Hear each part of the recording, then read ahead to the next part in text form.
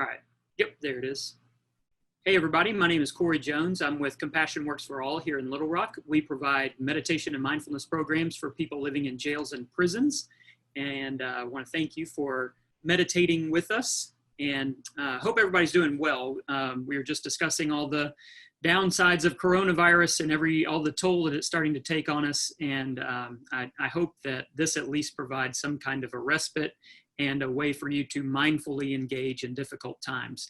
Because ultimately, mindfulness, meditation, all of these things are great whenever life is smooth and easy, but really they come in the most handy, or they're really most important whenever times are difficult. So this, if ever there was a time for mindfulness and meditation practice, this would be it. So thank you for joining us with that. A couple of weeks ago, I was watching this series of episodes of a television show with my kids called How the Universe Works. And I can't remember what streaming service it's on, but if you have streaming services, you might look it up. It's really fascinating. One of the episodes was on black holes. And that episode was actually kind of terrifying because black holes are crazy. But one of the really fascinating things about black holes was if you were to watch me go into a black hole, you would see me approach, and then all of a sudden I would slow down and then completely stop, because time around a black hole is funky and it warps and it goes all different directions. And light cannot escape from a black hole. And so you would not actually see me go in. And because of the way that time and light and gravity all work, it would look like I was frozen in time there at the edge. The edge of a black hole is called the event horizon.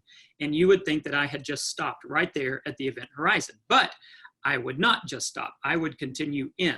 And as I went over the event horizon and into the black hole, I would begin to spaghettify. Every part of me physically would start to stretch and elongate because of the weird gravitational forces and because of all of the space-time infinite loops and distortions that exist within a black hole. So I would begin to spaghettify and elongate until I reached the center. And the center is what scientists call the gravitational singularity. And the gravitational singularity of a black hole is this one-dimensional space where there is infinite gravity and infinite loops of space-time. And I don't really know what that means. I don't fully understand what all is involved in that. But ultimately, all of the elements of who you are and what makes you up physically break down until you are down into this one-dimensional single form of existence at the center of the black hole called the singularity. And as we watched this, as we learned about the singularity, I couldn't help but think of a book that I had read not long ago by Eckhart Tolle, which some of you may be familiar with it, but it's called The Power of Now. And there was an element of this idea of there being a singular form of our existence, or a singularity, that I think he sort of addresses in this. And so I wanted to read just a portion of this. It's from the introduction of the book, as he lays out exactly what the whole book is about. He says, "One night, not long after my 29th birthday, I woke up in the early hours with a feeling of absolute dread. I had woken up with such a feeling many times before, but this time it was more intense than it had ever been.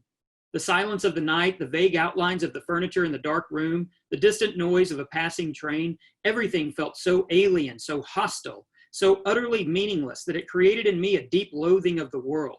The most loathsome thing of all, however, was my own existence. What was the point in continuing to live with this burden of misery? Why carry on with this continuous struggle? I could feel that a deep longing for annihilation, for non-existence, was now becoming much stronger than the instinctive desire to continue to live. I cannot live with myself any longer. This was the thought that kept repeating itself in my mind.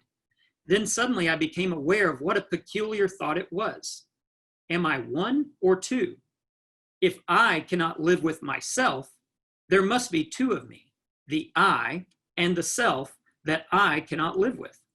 Maybe, I thought, only one of those is real. I was so stunned by this strange realization that my mind stopped. I was fully conscious, but there were no more thoughts. And then I felt drawn into what seemed like a vortex of energy. It was a slow movement at first and then accelerated. I was gripped by an intense fear and my body started to shake. I heard the words, "resist nothing," as if spoken inside my chest. I could feel myself being sucked into a void. It felt as if the void was inside myself rather than outside. Suddenly, there was no more fear, and I let myself fall into that void. I have no recollection of what happened after that. I love that. It almost sounds as though Eckhart Tolle fell into this inner black hole where he came to the singularity of his own existence, where he recognized that there is an I and a myself.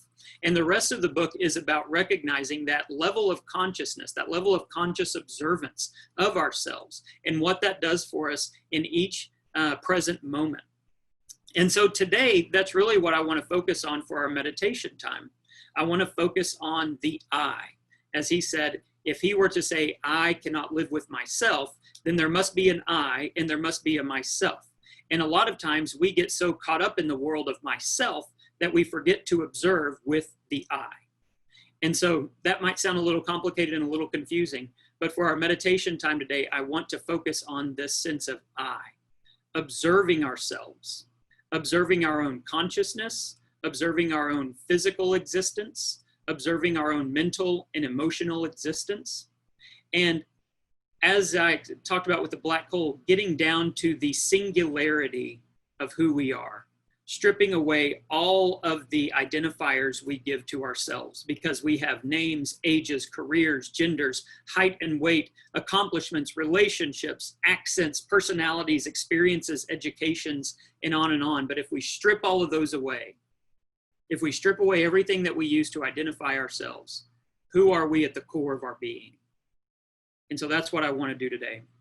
This is not an out-of-body experience. It's actually quite the opposite. It's going as deep as possible into ourselves to observe who we are and to tap into that true fundamental I that exists within us. So to begin, I'll invite you to find a comfortable seat. If you're sitting in a chair like I am, put your feet flat on the floor, about hip-width distance apart. Fold your hands gently in your lap. Let your shoulders fall away from your ears. Relax your jaw. And when you're ready, you can close your eyes and we'll begin.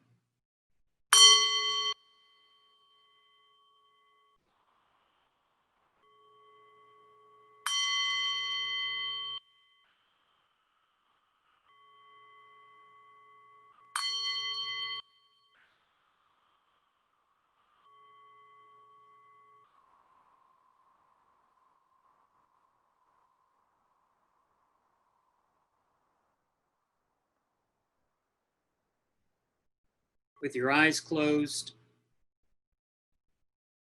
and your attentive posture, just continue to breathe. Breathe in and out through your nose. And make sure you're not slouching. Make sure you're not rigid so that you're uncomfortable, but be attentive.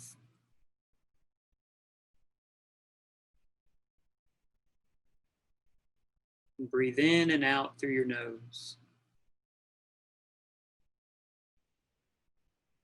Don't try to do anything fancy or immediately get down to this singularity, this I of yourself, but let it come. Instead, just focus on your breathing.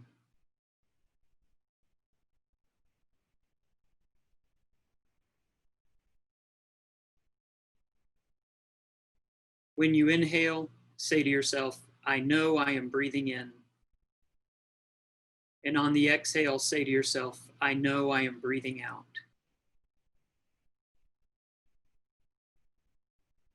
I know I am breathing in. I know I am breathing out. And let these two distinct actions repeat over and over. And as they do, be fully aware of each one as it happens. I know I am breathing in. I know I am breathing out.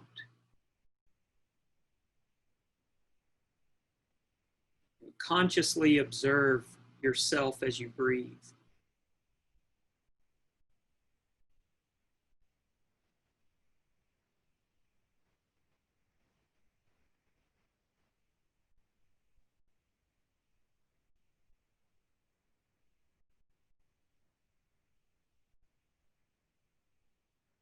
Take note of how still your mind becomes as you consciously observe yourself. Your mental activity comes down to this singularity of its own as you say to yourself, I know I am breathing in. I know I am breathing out.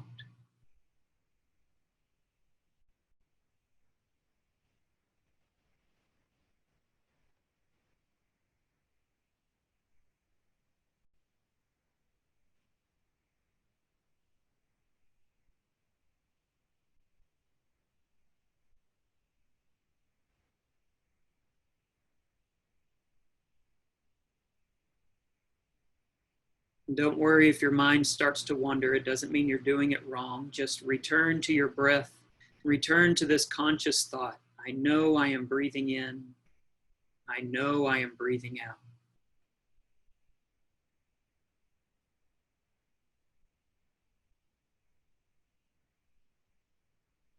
Our breath is at or near the very heart of our physical existence. It's what animates us and gives us life. And when we observe our breath coming in and then observe it going out, it brings us into this deep place of the I, of the singular I. It reduces our mental activity, gives us a sense of calm, a sense of peace.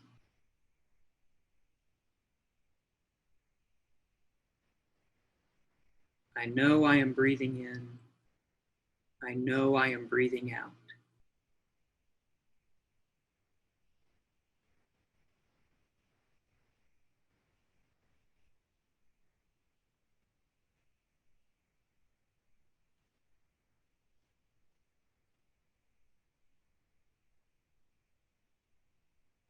Continue with the I, with the conscious I, to consciously observe the rest of yourself. Observe yourself as you sit in the room where you are. Observe yourself in the time in which you exist. Observe feelings and sensations in your body, or maybe even observe the lack of them.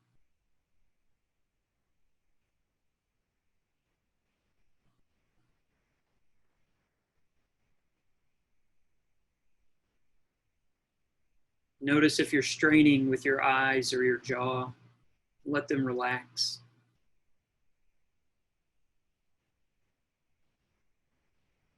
Notice if you're carrying stress somewhere in your shoulders or neck, in your hips, in your sit bones. Let everything relax.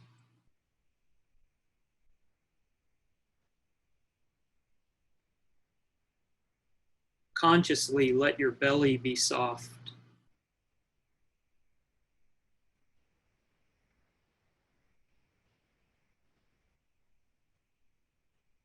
Consciously take note of the feeling of your feet as they make contact with the ground.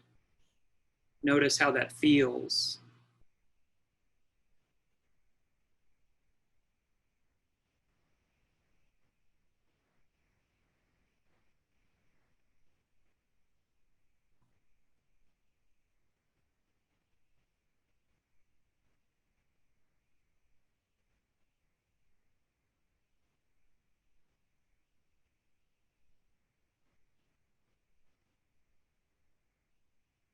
If your mind begins to wander, just return to your body or return to your breath. I know I am breathing in.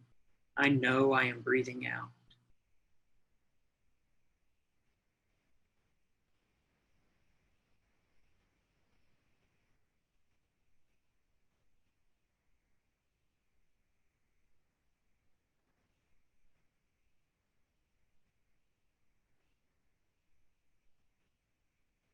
Now begin to observe your inner emotions, feelings.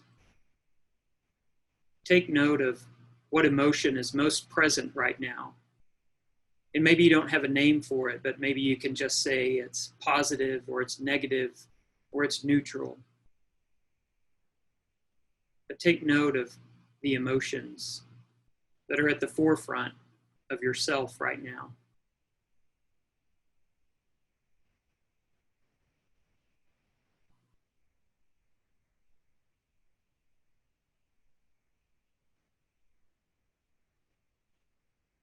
And don't try to resist them or change them, especially if they're negative or neutral. Don't feel this pressure to suddenly be happy or suddenly be satisfied. It's okay to let it be what it is, but name it and observe it.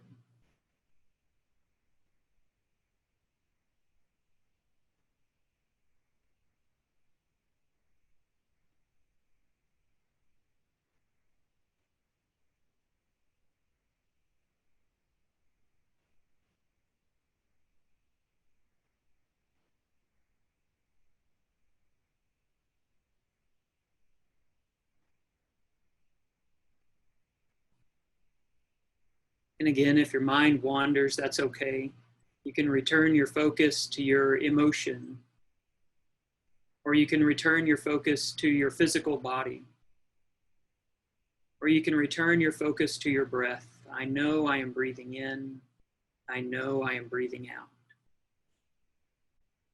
Just stay anchored within yourself without having to escape either into the past or the future, without having to escape into some alternative reality.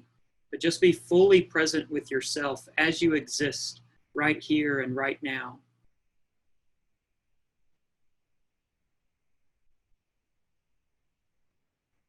Fully aware of and consciously observing your breath, your body, your emotions.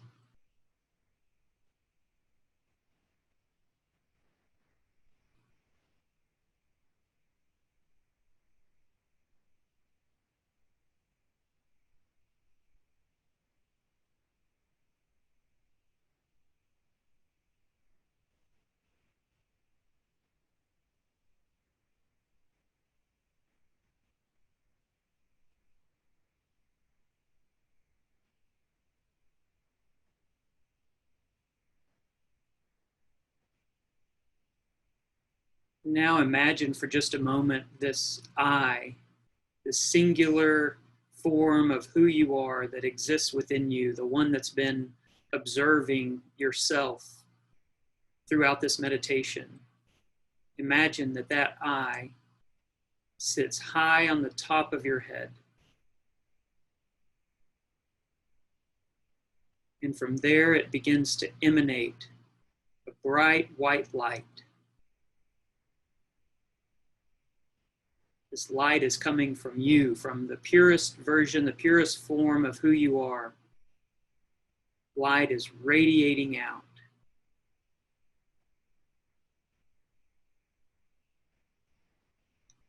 But it doesn't just radiate out, it also turns inward and radiates throughout your body, from your head down to your neck, your shoulders and arms. This warm light fills your torso, your belly, all the way down your back. It fills your sit bones, your legs, your knees, your shins. It fills you up into your feet and down to the tips of your toes. You're filled with this light, bright radiance.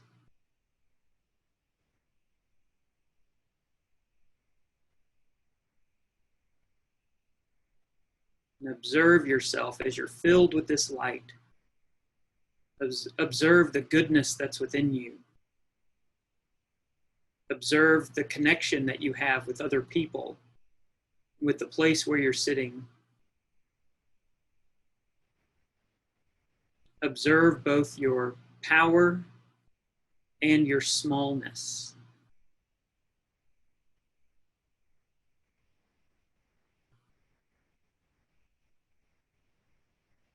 And as you're filled with this light, continue to breathe. I am breathing in, and I know I am breathing out.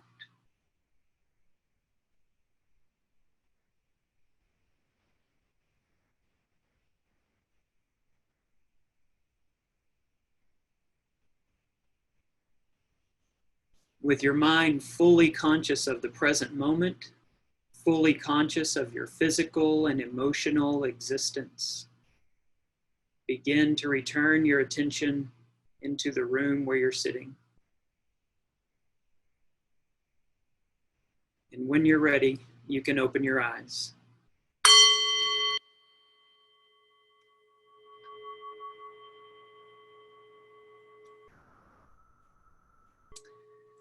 All right. Thank you, everybody, for meditating with us. I hope that was beneficial and helpful for you, again, especially during this time of coronavirus and the struggle that it's been for all of us. I hope that you carry this skill, this tool of being able to consciously observe yourself, and especially whenever things are difficult or a struggle, but consciously observe yourself, bring yourself into the present without trying to escape it. And that's what I hope to share with you today. So thank you for joining us. Thank you, Corey. All right. Thank you. Have a great day, everybody. All right. Thanks, Jeannie.